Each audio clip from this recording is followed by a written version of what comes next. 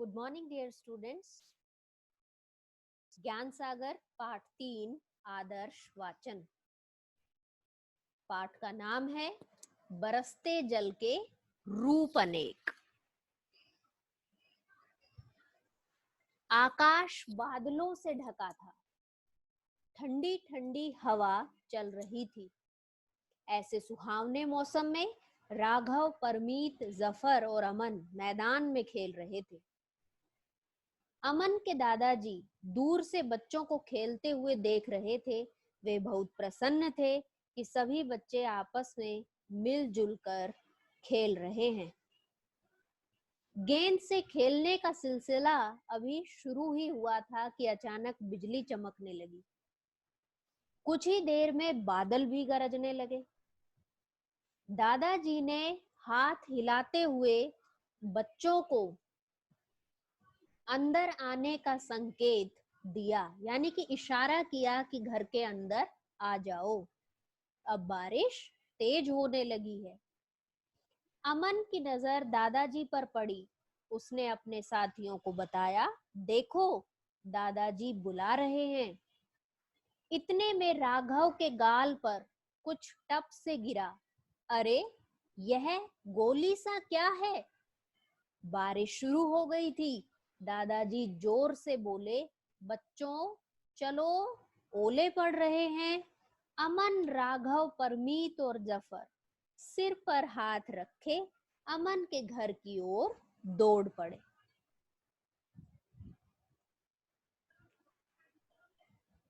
दादाजी ने चश्मा उतारा और वे बाहर बरामदे में ही अपनी आराम कुर्सी पर बैठ गए। दादाजी बोले, बच्चों आज बहुत दिन बाद ओले पड़े हैं। अच्छा हुआ तुम सब चले आए, नहीं तो सिर पर टपाटप होती। बच्चे दादाजी की बात सुनकर खिलखिलाकर हंस दिए। देखते ही देखते बरामदे के आगे का खुला स्थान ओलों से भर गया। राघव ने दादाजी से पूछा, दादाजी ये ओले क्या होते हैं?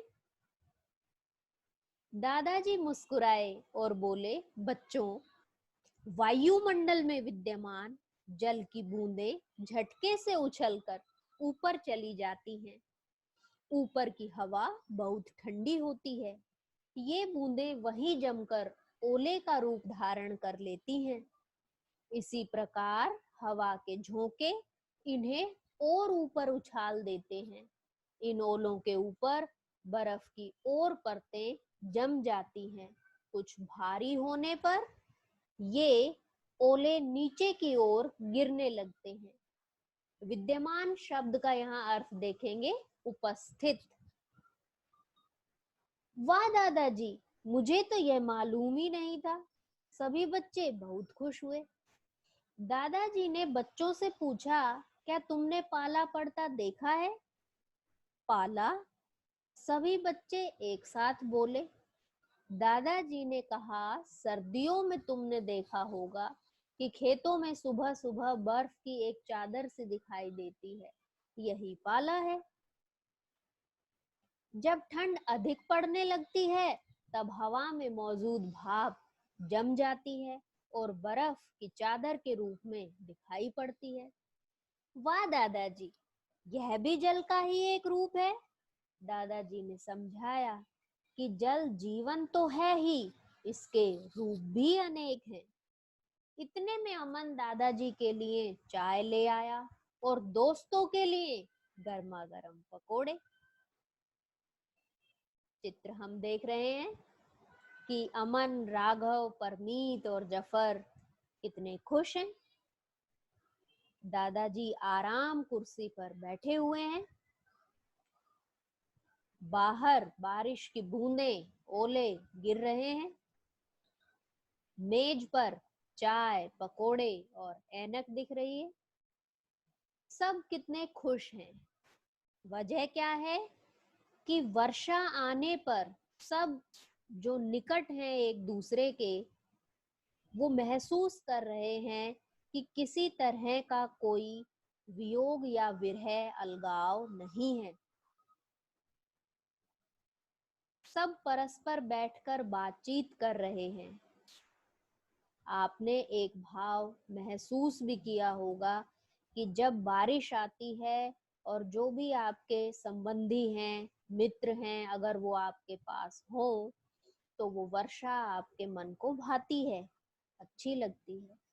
लेकिन जब आपके प्रियजन ऐसे समय में आपसे दूर हो तो वही वर्षा आपको अच्छी नहीं लगती।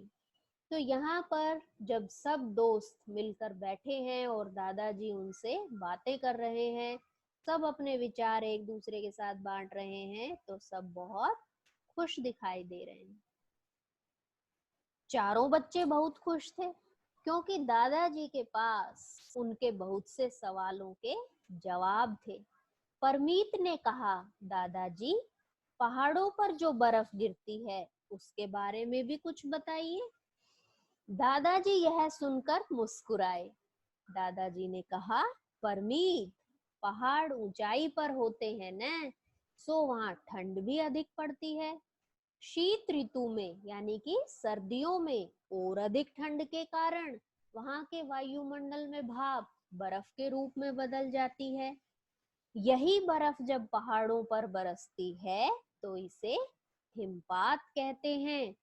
अब ओले पड़ना बंद हो गया था, हल्की फुहारें सी पड़ रही थी।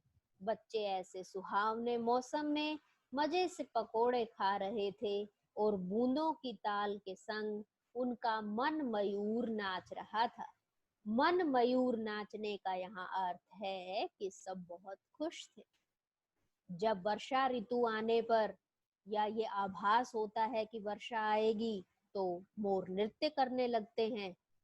तो कब नृत्य करते हैं वो? जब वो खुश होते हैं।